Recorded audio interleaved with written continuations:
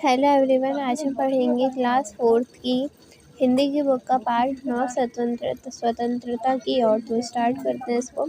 धनी को पता था कि आश्रम में कोई बड़ी योजना बन रही है, पर उसे कोई कुछ नहीं बताता था। मतलब धनी को पता था कि आश्रम में कोई बड़ी योजना बन रही है, लेकिन उसे कोई कुछ भी नहीं बताता था।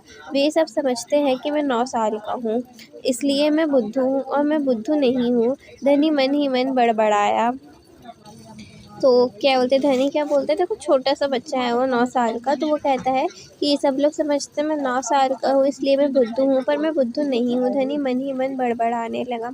धनी और उसके माता पिता बड़ी खास जगह रहते थे। धनी और उसके मम्मी पापा थे, वो कहीं खास जगह रहते थे। कलर थोड़ा चेंज करता है ना, ये लेता है। तो देखो, धनी और उसके मम्मी पापा कहाँ रहते थे? अहमदाबाद के पास महात्मा गांधी के साबरमती आश्रम में वो रहते थे। खास जगह थी, है ना, मतलब गांधी जी का आश्रम था जहाँ पूरे भारत से लोग रहने आते थे। गांधी जी की तरह तरह वह सभी भारत की स्वतंत्रता के लिए लड़ रहे थे, है ना। हमारा जो देश था वो अंग्रेज़ों का गुलाम था, तो स्वतंत्रता दिलाने के लिए हमारे जो भारत के लोग थे, वो मतलब जो लोग थे जो स्वतंत्रता के लिए लड़ना चाहते थे, वो सब वहाँ पे आके रहने लगे थे। सभी नहीं, जो जो कुछ होंगे वो आ जाते थे। जब वे आश्रम में ठहरते थे तो चरखा पर खादी का सूत काटते थे, भजन गाते और गांधी जी की बातें सुनते। वो लोग क्या करते थे, क्या बोलते, जब वो ठहरते थे तो वहाँ पे चरखे पर खादी का क्या बोलते, क्या लिखा है यहाँ पे, काटते, भजन गाते और गांधी जी से बातें करते। साबरमती में सबको कोई ना कोई काम करना होता था। साबरमती आश्रम में कोई ना कोई काम करना पड़ता था। खाना पकाना, बर्तन धोना, कपड़े धोना, कुएं से पानी लाना, गाय और बकरियों का दूध धोना और सब्जी उगाना। धनी का काम था बिन्नी की देखभाल करना, है ना। धनी का क्या काम था? बिन्नी की देखभाल करना। बिन्नी आश्रम की एक बकरी थी। बिन्नी जो थी वो आश्रम की एक बकरी थी। धनी को अपना काम पसंद था। धनी जो था उसको अपना काम पसंद था, क्योंकि बिन्नी उसकी सबसे अच्छी दोस्त थी। बिन्नी जो थी वो उसकी सबसे अच्छी दोस्त थी। धनी को उससे बातें करना अच्छा लगता था। धनी जो था उसको उससे बातें करना अच्छा लगता था। उस दिन सुबह धनी बिन्नी को हरी घास खिलाकर उसके बर्तन में पानी डालते हुए बोला, जो क्या बोलते धनी था वो उसको हरी घास डालते हुए पानी देते हुए बोला कि कोई बात तो ज़रूर है बिन्नी, वे सब गांधी जी के कमरे में बैठकर बातें करते हैं।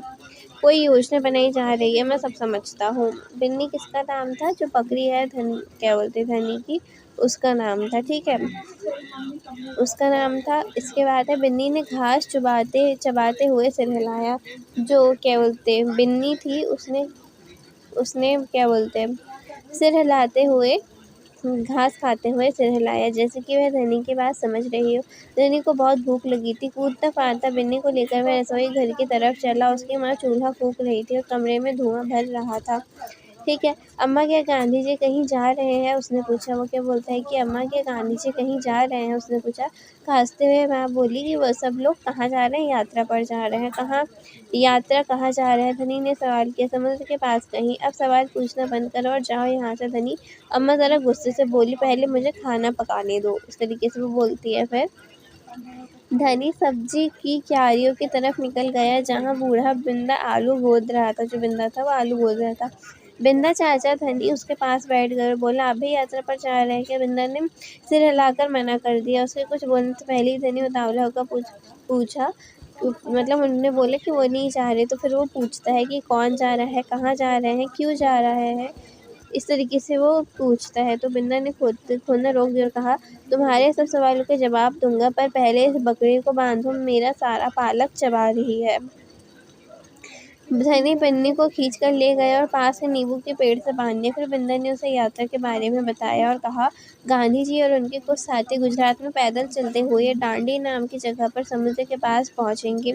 गांव और शहरों से होते हुए पूरा महीना चलेंगे। डांडी पहुंचकर वे नमक बनाएंगे।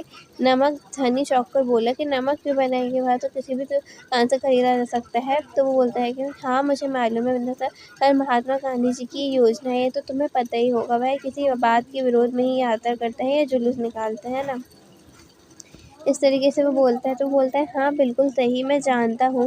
वे ब्रिटिश सरकार के खिलाफ सत्याग्रह में कि जुलूस निकालते हैं, जिससे कि उनके खिलाफ लड़ सके और भारत स्वतंत्र हो जाए। पर नमक को लेकर विरोध क्यों कर रहे हैं? यह तो समझदारी वाली बात नहीं है। बिल्कुल धनी, क्या तुम्हें पता है कि हमें नमक पर कर देना पड़ता है? तो वो बोलते हैं कि धनी, क्या तुमको पता है हमको नमक पर कर देना पड़ता है। कर मतलब होता है कि आपको टैक्स देना पड़ रहा है, आपको नमक के ऊपर क्या देना पड़ रहा है, टैक्स देना पड़ रहा है। धनी हैरान रह गया, नमक की ज़रूरत तो सभी को है, इसका मतलब कि हर भारतवासी गरीब से गरीब भी यह कर देता है। बिंदा चाचा ने आगे समझाया, लेकिन यह तो सरासर अन्याय है। धनी की आंखों में गुस्सा था। हाँ, यह अन्याय है। इतना ही नहीं, भारतीय लोगों को नमक बनाने की मनाही है। मतलब हम लोग नमक बना भी नहीं सकते। नमक बनाने का मतलब जो समुद्र से नमक निकलता है उसको हम ला भी नहीं सकते। महात्मा गांधी ने ब्रिटिश सरकार को कर हटाने को कहा, पर उन्होंने ये बात ठुकरा दी। इसलिए उन्होंने निश्चय किया कि वो दांडी कर चले जाएंगे और समुद्र के पानी से नमक बनाएंगे। ठीक है, इसके बाद क्या होता है, 1 महीने तक पैदल चलेंगे। धनी सोचकर परेशान हो रहा था, गांधी जी तो थक जाएंगे, बस तो वह दांडी बस या ट्रेन से क्यों नहीं जा सकते, क्योंकि वो इस लंबी यात्रा पर दांडी तक पैदल जाएंगे तो ये खबर फैल जाएगी, अखबारों में फोटो छपेंगी, रेडियो पर रिपोर्ट जाएगी। तो वो बोलता है कि वो लंबी यात्रा दांडी पैदल जाएंगे, वही बोलता है कि वो दांडी बस या ट्रेन से भी तो जा सकते हैं। बोलते हैं कि क्योंकि यदि वे इस लंबी यात्रा पर जाएंगे तो खबर फैलेगी, अखबारों में जाएगी, छपेगी, रेडियो पर रिपोर्ट जाएगी, उस तरीके से पर पूरी दुनिया के लोग ये जान जाएंगे कि हम स्वतंत्रता के लिए लड़ रहे हैं और ब्रिटिश सरकार के लिए यह बड़ी शर्म की बात होगी। तो वो क्या बोलता है कि हाँ, वैसे वो जा तो सकते हैं ट्रेन से, बस से, लेकिन अगर कोई पैदल जाता है, सपोज़ अगर आप मार्केट भी अपनी मम्मी के साथ जाते हो, पापा के साथ जाते हो, तो अगर आपको आपका कोई फ्रेंड मिलता है तो नहीं भैया, उसे पता चलता है कि आप मार्केट जा रहे हो। लेकिन वही अगर आप कोई बस से जाते हो या आप कार से जाते हो, खैर बस में तो होता है कि आपका फ्रेंड आपको मिल जाए, लेकिन अगर आप कार से जाते हो, आप बाइक से जाते हो, तो होता है कभी-कभी नहीं मिलता। मतलब खैर ये तो बहुत छोटा-सा एग्ज़ाम्पल था आपको समझाने के लिए। लेकिन उनका मतलब क्या था कि अगर ट्रेन से जाएँगे, बस से जाएँगे तो तुरंत पहुँच जाएँगे, कोई को पता नहीं चलेगा। लेकिन जब इतनी लंबी यात्रा वो 1 महीने तक करेंगे, तो हर जगह अखबारों में न्यूज़ आएगी, न्यूज़ चैनल तो नहीं, क्या बोलते हैं, अखबारों में आएगी, सबको ये बात पता चलेगी। तो उस तरीके से वो समझाते हैं। गांधी जी बड़े ही अक्लमंद हैं ना। धनी की आँखें चमकी। वो बोलता है कि जो गांधी जी हैं वो तो बड़े अक्लमंद हैं ना। बिंदु ने हंसकर कहा, हाँ वो तो है। दोपहर को जब आश्रम में थोड़ी थोड़ी शांति थी तो धनी अपने पिता को ढूंढने निकला। वह एक पेड़ से बैठकर चरखा काट रहे थे। पिताजी, क्या आप और अम्मा रानी पर जा रहे हो? धनी ने सीधे काम की बात पूछी। तो वो बोलते हैं कि हाँ मैं जा रहा हूँ, तुम और अम्मा नहीं यहीं रहोगे, मैं भी आपके साथ चलता हूँ। बेकार की बात मत करो धनी, तुम इतना लंबा नहीं चल पाओगे, आश्रम के नौजवान ही जा रहे हैं। धनी ने हट पकड़ ली, मैं 9 साल का हूँ और आपसे तेज दौड़ता हूँ, इस तरीके से वो बोलता है। धनी के पिता ने चरखा रोक दिया और बड़े धीरे से समझाया, सिर्फ वे लोग ही जाएंगे जिन्हें महात्मा गांधी ने चुना है। ठीक है, मैं उन्हीं से बात करूंगा, वह ज़रूर हाँ कहेंगे। धनी खड़े होकर बोला और वहाँ से चल दिया। गांधी जी बड़े व्यस्त थे, उन्हें अकेला पकड़ पाना आसान नहीं था, पर है ना, मतलब गांधी जी तो थे, वो बड़े व्यस्त आदमी थे, उन्हें अकेला मिल जाए वो ऐसा आसान नहीं था। पर धनी को वह समय मालूम था, उन्हें बातें सुनने का समय रोज़ होगा। रोज़ सुबह वह आश्रम में पैदल घूमते थे।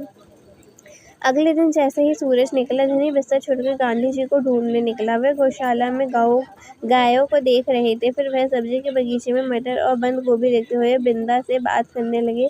धनी और बन्नी लगातार उनके पीछे पीछे चल रहे थे। अंत में गांधी जी अपनी झोपड़ी की ओर चले। बरामदे में जब चरखे के पास बैठकर उन्होंने धनी को पुकारा, बोला कि यहाँ आओ बेटा। धनी दौड़कर उनके पास पहुंचा, बिन्नी भी साथ में कूदती हुई आई। तुम्हारा नाम क्या है? वो बोलता है धनी बापू। तो बोलता है, क्या यह तुम्हारी बकरी है? तो बोलता है, हाँ ये मेरी दोस्त है बिन्नी। मतलब फिर वो उनसे बात करते हैं धनी से। तो बोलता है, जिसका दूध आप रोज सुबह पीते हैं। धनी गर्व से मुस्कुराया, मैं इसी का देखभाल करता हूँ। बहुत अच्छा, गांधी जी ने हाथ हिलाकर कहा। अब यह बताओ कि तुम और बिन्ना सुबह से मेरे पीछे क्यों घूम रहे हो? मैं आपसे कुछ पूछना चाहता था। तो गांधी जी क्या पूछते हैं कि तुम दोनों मेरे पीछे सुबह से क्यों घूम रहे हो, अब ये बताओ। तो बोलता है कि मैं आपसे कुछ पूछना चाहता था। धनी थोड़ा घबराया, क्या मैं आपके साथ दांडी चल सकता हूँ? हिम्मत करके उसने कहा। गांधी जी मुस्कुराए, बोले कि तुम अभी छोटे हो बेटा, दांडी तो बहुत दूर है, सिर्फ तुम्हारे पिताजी जैसे नौजवान ही मेरे साथ चल पाएंगे। तो बोलते हैं, पर आप तो नौजवान नहीं हैं। धनी बोला, आप नहीं थक जाएंगे? वो बोलता है, मैं बहुत अच्छे से चलता हूँ। गांधी जी ने कहा। वो क्या बोलते हैं कि मैं तो बहुत अच्छे से चल सकता हूँ। वो बोला कि मैं भी बहुत अच्छे से चलता हूँ। धनी भी अड़ गया। वो बोला इस तरीके से फिर, हाँ ठीक बात है, कुछ सोचकर गांधी जी बोले, मगर एक समस्या है, अगर तुम मेरे साथ जाओगे तो बिन्नी का कौन देखेगा? इतना चलने के बाद मैं तो कमज़ोर हो जाऊंगा, इसलिए जब मैं वापस आऊँगा तो मुझे खूब सारा दूध पीना पड़ेगा, जिससे कि मेरी ताकत लौट आए। तो बोलता है, ये बात तो ठीक है, बिन्नी कभी खाती है जब मैं उसे खिलाता हूँ। बोलता है कि बिन्नी जो है वो तभी खाती है जब मैं खिलाता हूँ। धनी ने प्यार से बिन्नी का सिर हिलाया और मैं जानता हूँ कि इसे क्या पसंद है। तो फिर वो बोलता है कि बिल्कुल सही, तो क्या तुम आश्रम में रहकर मेरे लिए बिन्नी की देखभाल करोगे? गांधी जी प्यार से बोलता है कि हाँ जी हाँ, मैं करूँगा। धनी बोला, बिन्नी और मैं आपका इंतज़ार करेंगे। तो यहाँ पे कंप्लीट हो गई। गांधी जी ने कितने अच्छे से उसको समझा दिया। तो यहाँ पे